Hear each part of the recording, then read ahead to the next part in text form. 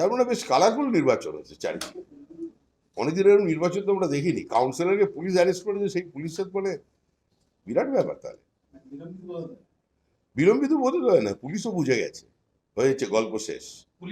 পুলিশের শরীরী ভাষা পাল্টে গেছে, ব্যবহার পাল্টে গেছে, কথাবার্তা পাল্টে গেছে, চোখে মুখে বিনয়ী বিনয়ী ভাব, কথাবার্তায় নতুন কিছুর প্রতিশ্রুতি। পুলিশও পুলিশের মতো আছে। অভিষেক বন্দ্যোপাধ্যায় তো ধমকি দিচ্ছেন কেন্দ্রীয় বাহিনীকে যে 4 তারিখের পর আমরা দেখে নেব, অবজারভারদের দেখে নেব, পুলিশ অবজারভারদের দেখে নেব, এবং কোন কোন জায়গায় প্রার্থীরা বলছেন চোখ উপড়ে ফেলবো, সংবাদ মাধ্যমে বাদ যাচ্ছেন না, এই ধরনের হুমকি।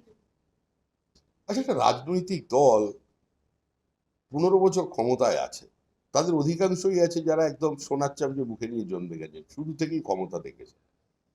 ক্ষমতা চলে যাওয়ার আগে এরকম বলেন 4 তারিখের পর কে কোথায় থাকবেন, কতজন অমিত শাহর সঙ্গে দেখা করতে চলে যাবেন, কত মিসড কল, গভীর রাতে কত প্রেমালাপ, সব শুরু হবে। যে যত হুমকি দেবে সে জানবেন তত বেশি।